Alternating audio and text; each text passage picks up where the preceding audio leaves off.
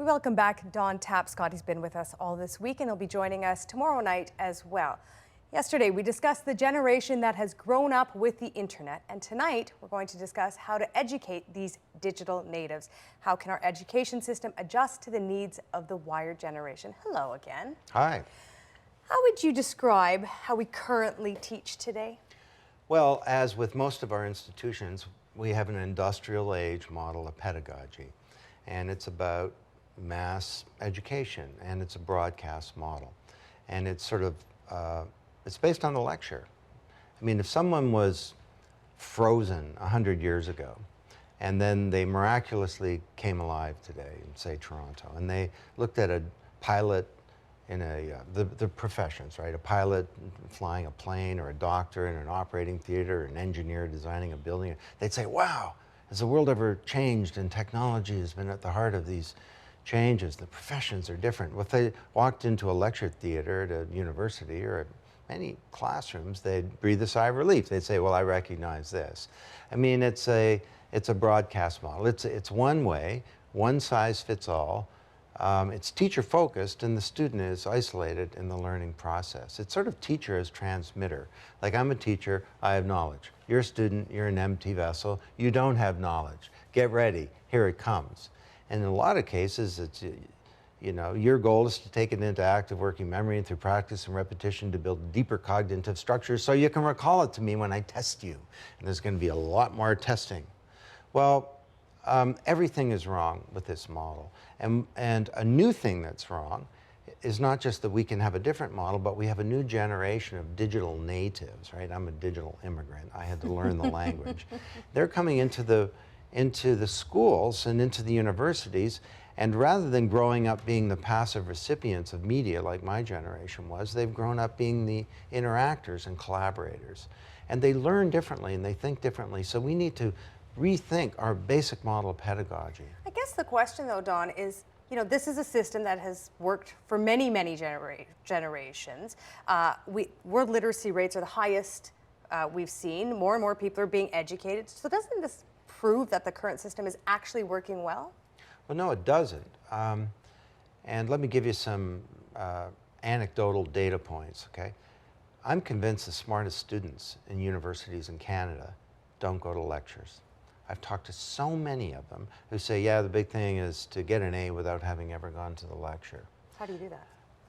You learn from the internet. Because sitting there in a class being broadcast to by some teachers, one youngster said to me, at Harvard actually, why would I sit in a class of 300 people with a teaching assistant, you know, telling me about Peter Drucker? I can't even answer a question. When I can go online, Peter Drucker, the management expert, when I can go online and interact with a sort of real-time Peter Drucker. It's just a better way of learning. So the university is starting to lose its monopoly on higher education. And if we don't reinvent the university, someone else is going to do this. They'll be replaced. Tell me practically how this changes. How do you envision teaching in the future? If we get rid of the lecture, how does it work? Well, you can see it in various places around the world. It's a wonderful school in Toronto called Greenwood School, where they view the model of the school is like a summer camp. And kids ought to have fun, they think, learning. They ought to be passionate about things. They have a lot of small group discussion and team projects. And technology is an important part of it. It frees up teachers from being lecturers to being, to doing what only humans can do, which is to customize a learning experience and to motivate and to work with people. I'll give you an example from another country, Portugal. I was over there. Here's a country that has no money. Somehow, through partnerships, they found a way that every kid aged from K to 12 has a laptop connected to a high-speed network in the classroom. And I toured these classes. I go into classes, 7-year-olds, and the teacher says, okay, now we're going to go to the astronomy blog. All these kids pull up this solar system on the screen. She says, today we're learning about something called the equinox. Who knows what an equinox is? Nobody knows. They're 7, okay? So she says, okay, you know the deal. The deal is, you go find out. You can partner up, you can create a little group, you can do it by yourself. The classroom explodes, it's all noisy, the kids are on Portuguese Wikipedia and Google, and they're surfing on the web, and this little group figures that out. We know what an equinox is. They stand up, they explain it to the class. The other kids are asking them questions, the teacher's intervening, and the kids are loving astronomy. They're loving learning, and they're learning in a way that's appropriate for their brains, but also for the kind of workforce that they're going to enter as they become adults. So is this about simply giving kids computers and access to the internet? I'm glad you asked me that. No. In fact, it's not about the technology. It's, and lots of schools have bought technology and just thrown it in there, and it's not very helpful. This is about a change in the relationship between the student and the teacher in the learning process. It's freeing up teachers to customize collaborative learning experiences. And we know that when you do this, you get better results and you get kids that are more turned on. You also address better the new purpose of education. I think the purpose of education that we've had is changing. How? Well, when I was a kid, you went to school and you graduated, and hopefully you went to college or something, and you were set for life. You just kept up in your chosen field. Today, when kids graduate, they're not set for life. They're set for, I don't know, 15 minutes.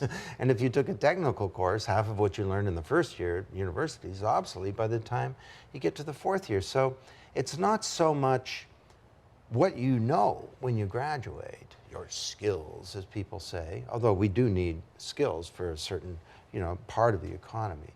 But it's more your capacity to think and to solve problems and to understand the interrelationship between things and to learn lifelong, because you're going to need to reinvent your knowledge base multiple times. But some would argue that's what a liberal arts education really is for, to learn to be able to not know facts, but to be able to learn principles like problem solving and good writing and things like that, to be able to apply to the so-called real world. Yeah. Well, you know what? Lots of people say, yeah, liberal arts, studying humanities or language or, mathematics or history or something like that, that this is a waste of time. I've heard them called useless degrees. I disagree profoundly with that point of view. Because undergraduate, that's a great way to develop your capacity to think, is to take an undergraduate liberal arts degree. Now, if you're going to go into business, for example, it's good to try and get an MBA and to have a graduate degree as well. And I think that people who say that liberal arts is not important are making a big mistake. Is there a risk here? And the risk I want to talk about with you is the idea of the expert. When you go to a library, when I went to school, there were authoritative voices, people who had specialized fields of study. Literature, for example, Northrop Frye. Yeah. Now the kids, the net generation, they're going to the internet and they're finding all kinds of sources of information, some perhaps not as credible as others. And where does the voice of the expert come in? Are we losing that? Well, no, I think we're gaining it because we can get better access to expertise now. Now, don't get me wrong. I don't think everyone should just have a general education. Knowledge, by definition, is specialized. And you need to have a passion for something. I tell kids, they say, what should I study when I go into university? I say, study something you have a passion for. But, and become a real expert in that area. And expertise can now be orchestrated in very different ways. That's the big change. I mean, it used to be Britannica would go out and decide who are the experts in this topic, and they'd write the article on, molecular biology. Well, now in Wikipedia, you go and read about molecular biology. According to the big study that's been done by Nature magazine for scientific articles, the error rate of Britannica and Wikipedia is about the same. So you got this encyclopedia created by 1 million people. It's 10 times bigger than Britannica. It's real time. Nobody owns it, but the quality is roughly the same. And it turns out that through mass collaboration, you can develop meritocracies where expertise can be verified and established. Furthermore, I think these kids generally have really good BS detectors when they're growing up. Well, that actually leads into my next question, which is, with all this information, all these so-called expertise, Wikipedia, is a conglomeration of a bunch of voices. It's not one expert saying, we don't even know if Wikipedia is right half the time, the stuff that they have up there.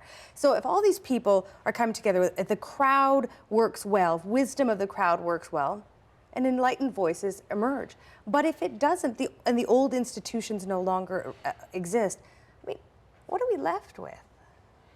Well, we have a set of old models and old institutions, but these are all being transformed. Like people say, well, if the traditional newspaper collapses, we won't have good journalism, we won't have quality, we won't have investigative journalism, we won't be able to pay journalists, but it's turning out that that's not the truth. I mean, 28% of bloggers do so for commercial reasons, and half of them make a full-time living at it. And 2/3 of that group has a university degree, and 40% of them have a graduate degree. Now, there's a lot of garbage out there on the internet, but there's fabulous writing that's being done on the web. How does the Dawn Tapscott rise to the top? When I'm searching for that information, how does your expert voice rise to the top? Well, I don't think I'm naive to say that ultimately value comes to the fore. The people can find out now. They can scrutinize. And it doesn't mean that sensationalism will go away, because it won't. And it doesn't mean that people can't try and deceive people. But ultimately, I think when people can scrutinize, they can collaborate, they can check facts, that real truth comes forward. Let me give you an example. Everyone's all upset about plagiarism in universities. Well, you know, my daughter went to the University of Western Ontario at the Ivy School. When she submitted an essay, it went through a computer. And she could not only not plagiarize, if there was a single formulation in that essay that came from somewhere else, she'd be in big trouble. So, of course, this is a time of great peril and danger, but ultimately, it's a time of great promise. And to me, the old media broadcast, it was one way. It was centralized, and you could control it. You know, they say freedom of the press is a great idea, especially if you own a press.